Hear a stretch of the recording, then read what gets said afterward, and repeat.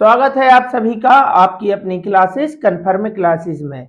नमस्कार, मैं हूं कन्फर्म क्लासेस से प्रिंस दुबे और आज आपके बीच लेके आया हूं अनुपात यानी रेशियो का पार्ट 2। दोस्तों, हमने इसके पहले इसके बेसिक से क्वेश्चन इसकी पहली क्लास में किए थे। तो जो भी बच्चे आज हमारे साथ नए जुड़ रहे हैं वो आज ही हमारी क्लास अगर देख रहे हैं तो अगर वो उसके पहले वो वाली क्लास देख लेंगे जो हमने कल की थी, यानी इसके पहले इसका पार्ट 1, तो आपको आज और बेहतर तरीके से समझ में आएगा। तो चलिए फिर बढ़ते हैं आज के पहले क्वेश्चन की तरफ। देखते हैं आज का पहला क्वेश्चन क्या है। तो किसी कक्षा में लड़के तथा लड़कियों की संख्या का अनुपात दे रखा है 2:3। यदि 20 लड़के तथा उतनी ही लड़कियां दाखिला लें तो अनुपात बदलकर 4:5 हो जाता है। उस कक्षा में लड़कियों की संख्या कितनी थी? या लड़कियों की संख्या पूछ सकता है, लड़कों की संख्या, या उनका जो भी कुल है, जो भी पूछे तरीका एक ही होने वाला है। तो करते कैसे हैं चलिए देखते हैं। भाई, कुछ लड़के हैं यानी कि बॉयज हैं और कुछ लड़कियां हैं, उनका हमें अनुपात दे रखा है। शुरुआत में अनुपात कितना था? 2:3।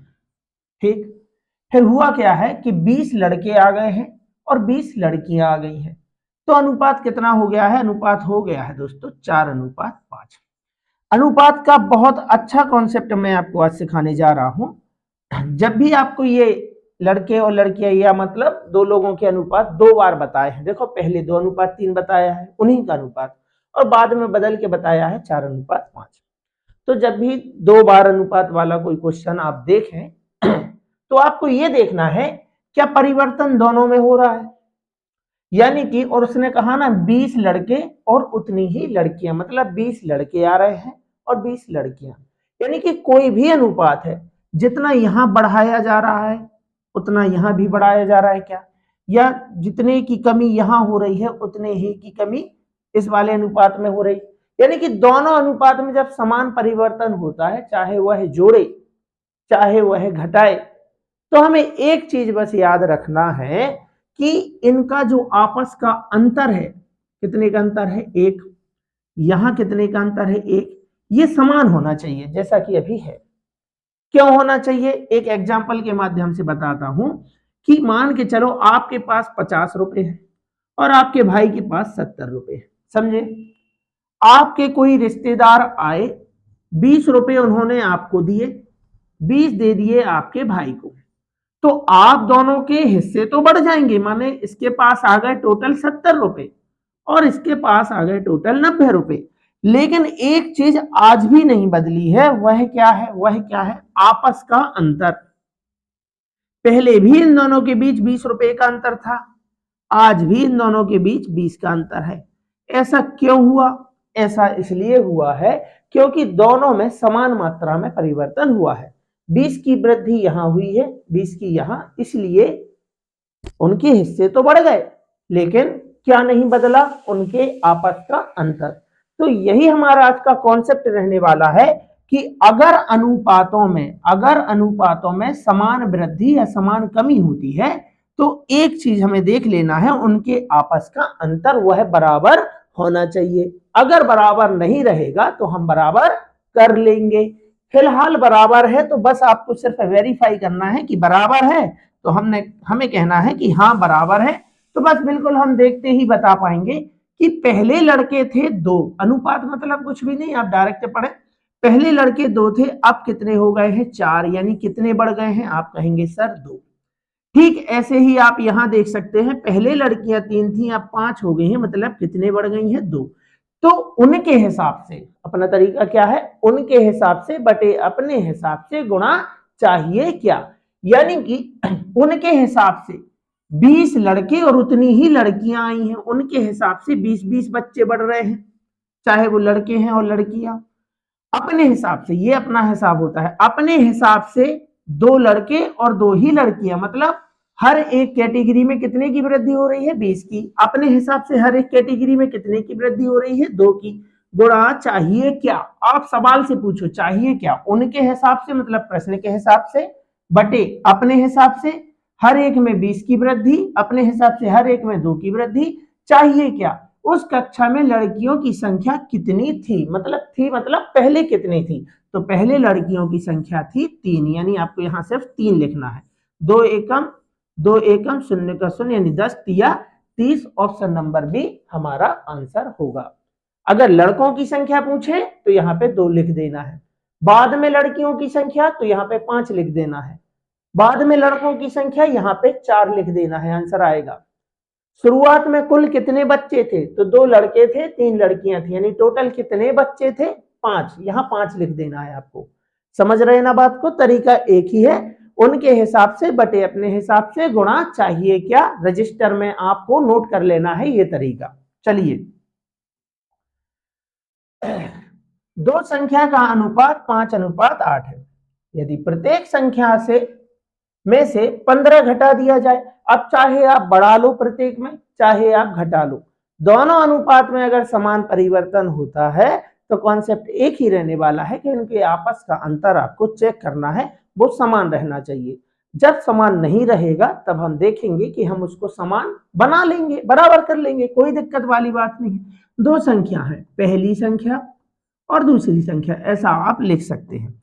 उनका अनुपात दे रखा है, कितना है, पहले था 5:8, मतलब संख्या थी 5 और 8, डायरेक्ट आपको पढ़ना है, और बाद में प्रत्येक में परिवर्तन हुआ है तो वह संख्याएं हो गई हैं किस अनुपात में, 2:5 के अनुपात में।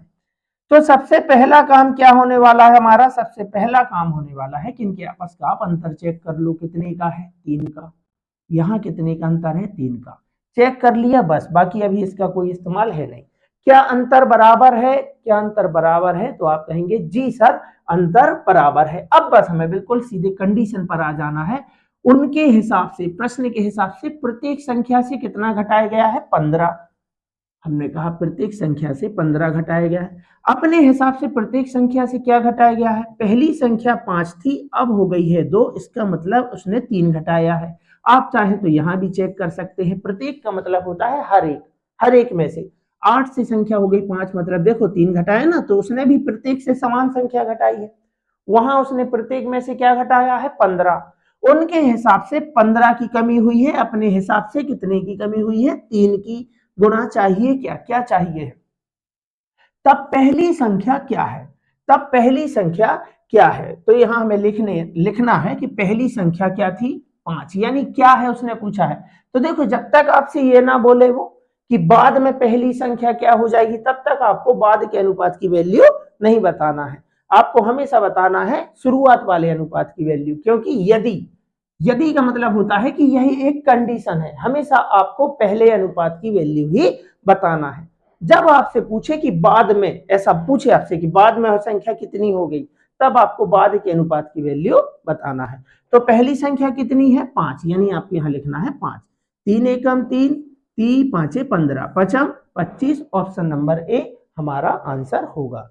यदि मतलब एक कंडीशन होती है कि यदि ऐसा हो जाता तो आपसे जब भी पूछे कि पहली संख्या क्या है, तो यहां नहीं बताना है, कौन से, पहले अनुपात पे ही काम करना है।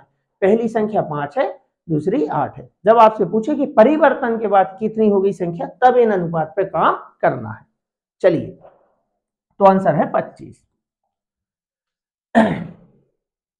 किसी कक्षा में लड़के तथा लड़कियों की संख्या का अनुपात है 5:7, बॉयज और गर्ल्स, कितना है अनुपात, 5 और 7। यदि 14 लड़के और उतनी ही लड़कियां और आ जाते हैं, मतलब 14 की वृद्धि यहां हो जाएगी और 14 की वृद्धि यहां हो जाएगी, तो दोनों में समान वृद्धि हुई ना, तो कॉन्सेप्ट हमें याद ही है, तो अनुपात हो गया है 7:9।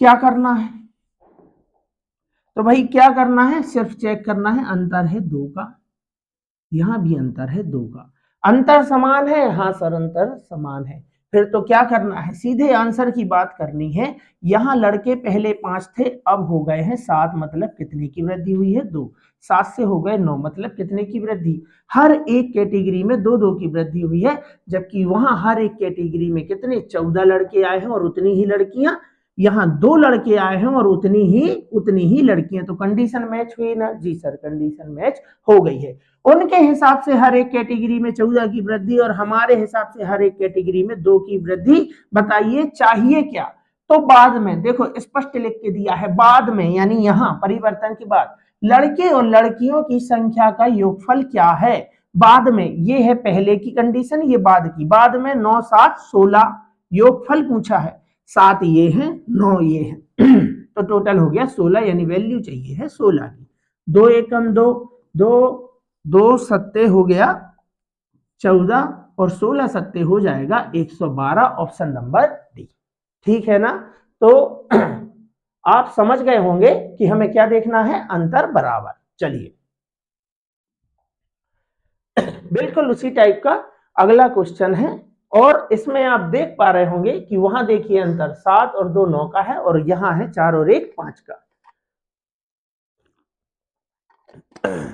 तो अभी तक जो हमने क्वेश्चन देखे उसमें तो अंतर समान हुआ करते थे, लेकिन इस बार अंतर समान नहीं है। दो संख्याएं मतलब पहली संख्या हो गई, ये दूसरी संख्या हो गई। किस अनुपात में थी, बोले 7 अनुपात 9 के अनुपात में थी। फिर जब प्रत्येक संख्या में 5 जोड़ा गया तो उसके बाद संख्याएं हो गई हैं 4 अनुपात 5। तो देखिए जितना आपने यहां जोड़ा है उतना ही वहां जोड़ा है, प्रत्येक मतलब हर एक। जब हर एक में आपने समान परिवर्तन किया है, चाहे आपने जोड़ा हो या फिर आपने घटाया हो, एक चीज फिक्स होने वाली है, इनके आपस का अंतर। इनके आपस का अंतर, यहां है 2 का अंतर, यहां है 1 का अंतर। क्या ऐसा होना चाहिए अलग अलग होना चाहिए अंतर? तो बिल्कुल नहीं होना चाहिए, अंतर होना चाहिए समान। फिलहाल तो समान है नहीं, क्या करें? तो अंतर को कर लेना है बराबर। इस अंतर को कर लेना है बराबर। कैसे करते हैं? अंतर को आप बराबर कर रहे हैं तो अंतर वाली संख्या को ही ऊपर नीचे करें, यानी कि इस 2 का गुणा आप नीचे वाले अनुपात में करा दें और इस 1 का गुणा ऊपर वाले अनुपात में करा दें। कितना है भाई? वहां 1 है, 1 लिखना है। तो अंतर हो जाएंगे बराबर, अंतर हो जाएंगे बराबर। ये लो यहां हम लिखने वाले हैं 1 का गुणा कराएंगे, कुछ नहीं होने वाला, 7 अनुपात 9 ही रहेगा। 2 का गुणा नीचे कराएंगे, 2 हो जाएगा 8 और 2 पंचे हो जाएगा 10, और पुराने अनुपात पर ऐसा क्रॉस लगा देंगे। इससे अब कोई भी मतलब नहीं है, अब हमारा नया अनुपात तैयार हो चुका है। अब मैं आपसे पूछता हूं, क्या अंतर बराबर है? यहां भी 2 का अंतर, यहां भी 2 का अंतर। अंतर होना चाहिए बराबर अगर प्रत्येक अनुपात में समान परिवर्तन हुआ है तो, चाहे आपने जोड़ा हो चाहे आपने घटाया हो। पिछले क्वेश्चन में अभी तक हमने देखा तो अंतर तो समान थे, इस बार हमने देखा अंतर समान नहीं थे। तो कोई बात नहीं, 2 सेकंड का काम है दोस्तों, हम अंतर को बराबर कर लेंगे। बाकी क्वेश्चन फिर भी वही है, संख्या पहले 7 थी अब 8 हो गई, मतलब कितनी बढ़ गई है? 1। 9 से 10 हो गई, मतलब कितनी बढ़ गई? 1। वहां हर एक में प्रत्येक में क्या जोड़ा गया है? 5। उनके हिसाब से, अपने हिसाब से हर एक में जोड़ा गया है 1। चाहिए क्या? बड़ी संख्या ज्ञात कीजिए। बड़ी संख्या होने वाली है 9, यानी 9 की वैल्यू चाहिए है 9 5 45, ऑप्शन नंबर बी हमारा आंसर होगा। ठीक है ना। चलिए दो संख्याओं के बीच का अनुपात 4 अनुपात 7 है। यदि संख्याओं को 10 से बढ़ा दिया जाए, मतलब 10 10 जोड़ रहे हैं, तो अनुपात 13 अनुपात 19 के अनुपात में हो जाता है। उन संख्याओं के बीच का अंतर क्या है? कोई बात नहीं, दो संख्या, पहली संख्या दूसरी संख्या, 4 अनुपात 7, कुछ जोड़ा गया या कुछ घटाया गया, जो भी है, नया अनुपात हो गया है 13 से 19। सर ने बताया था कि जब प्रत्येक में परिवर्तन होता है तो चेक करना होता है इनके आपस का अंतर। यहां अंतर होने वाला है दोस्तों 3 का, और यहां अंतर होने वाला है 6 का। यह होना चाहिए बराबर। अब हम करेंगे इसे बराबर। तो मैं पूछता हूं, ऊपर आप 6 का गुणा करा दो, नीचे 3 का गुणा करा दो, तब भी आपका आंसर आएगा। लेकिन भाई बराबर ही तो कराना है, बराबर ही तो कराना है। वहां पिछले क्वेश्चन में कोई उपाय नहीं था, हमने 1 को क्या बनाया? तो इसलिए 2 का गुणा करा दिया। अब मैं आपसे पूछता हूं, क्या हम 3 को 6 बना सकते हैं किसी का गुणा करा के? आप कहेंगे जी सर बिल्कुल बना सकते हैं। हम यहां गुणा करा देंगे 2 का, और नीचे नीचे तो 6 है ही, 3 दूनी 6, बस इसको बना दो। इसको बुरा ना लगे, लो आप लिख दो 1 का गुणा कराए भाई, तू बुरा मत मान। अब यहां आप गुणा करा दो, 2 चौके हो गया 8, और 2 सत्ते हो गया 14 और नीचे आपको बिल्कुल वैसा का वैसा अनुपात लिख देना है 13 और 19 क्योंकि एक का गुणा कराया है या फिर कोई भी गुणा नहीं कराया है। ठीक है, अब आप चेक कर सकते हैं अंतर देखो बराबर है, अंतर बराबर है जी सर, अंतर बराबर हो गया है। यहाँ देखेंगे आप 6 का अंतर और यहाँ भी देखेंगे 6 का अंतर। ये अंतर हमेशा बराबर होना चाहिए जब भी आप प्रत्येक में परिवर्तन करें। उनके हिसाब से हर एक संख्या को 10 से बढ़ाया गया है, जबकि अपने हिसाब से हर एक संख्या को बढ़ाया गया है 5 से। 14 5 19, तो हर एक संख्या को 5 से बढ़ाया गया है। चाहिए क्या? उनके बीच का अंतर। ये अंतर तो आप चाहे पहले बता दो या बाद में बता दो, अंतर तो अंतर होता है, चाहे वो पहले हो या फिर बाद में हो। तो अंतर कितने का होने वाला है? तो अंतर होने वाला है 6 का। पुराने अनुपात से कोई लेना देना नहीं होता है, यहाँ आपको काम करना है। 5 एकम 5, 5 दूनी 10, 2 6 हो गया 12। ऑप्शन नंबर सी हमारा आंसर होगा। ठीक, चलिए 3 कक्षाओं में, अभी तक 2 कक्षाएं थी, अब 3 हो गई। 3 कक्षाओं में 4:5:3 के अनुपात में छात्र थे। 3 कक्षाएं हैं, पहली कक्षा, दूसरी कक्षा और ये रही अपनी तीसरी कक्षा। अनुपात है 4, 5 और 3। प्रत्येक कक्षा में 15 छात्र बढ़ गए हर एक में, देखो तो नया अनुपात हो गया है 5, 6 और 4। क्या करना है? अभी भी लॉजिक वही है। क्या लॉजिक होने वाला है? यहां अंतर देखो आप, कितने का है? 1 का। यहां देखो कितने का है? 2 का। ठीक वैसे ही यहां देखो कितने का है? 1 का। यहां कितने का है? 2 का। अंतर अगर समान है तो कुछ भी नहीं करना है, बिल्कुल डायरेक्ट कर देना है। जैसा अंतर वहां चल रहा है, क्या वही सीरीज नीचे फॉलो हो रही है? वही अंतर नीचे चल रहा है? तो हाँ सर चल रहा है। तो फिर क्या करना है? यहाँ देखो 4 से संख्या कितनी हो गई है? 5, मतलब कितना बड़ा है? 1। यहाँ देखो 5 से 6 मतलब कितना बढ़ गया है? 1। 3 से 4 मतलब कितना बढ़ गया है? 1। उनके हिसाब से हर एक कक्षा में कितने छात्र आए हैं? 15। अपने हिसाब से हर एक कक्षा में कितने छात्र हैं? 4 से 5 1, 5 से 6 1, 3 से 4 1। हर एक कक्षा में 1 की बढ़त हुई है। गुणा चाहिए क्या? तो तीसरी कक्षा में कितने छात्र थे? तीसरी कक्षा में हमेशा पहले अनुपात पे आपको काम करना है। तीसरी कक्षा में छात्र थे 3, यानी 3 की वैल्यू चाहिए है, 1 से काटना नहीं होता है। 15 3 45, ऑप्शन नंबर ए हमारा आंसर होगा। ठीक, चलिए बिल्कुल वैसा ही क्वेश्चन फिर से है। 3 कक्षाओं में छात्रों की संख्या का अनुपात 2:3:5 है। 3 कक्षाएं हैं, पहली, दूसरी और ये रही अपनी तीसरी। अनुपात होने वाला है 2, 3 और 5। हर कक्षा में अगर 20-20 छात्रों की वृद्धि होती है तो नया अनुपात हो जाता है 4, 5, 7। कंडीशन अब भी वही रहने वाली है जो हमने अभी तक सीखा है। अंतर है 1 का, यहाँ है 2 का। अंतर है 1 का, यहाँ है 2 का। जब भी अनुपात का क्वेश्चन आएगा आपके एग्जाम में, इसी तरीके से सिंपल क्वेश्चन आएगा।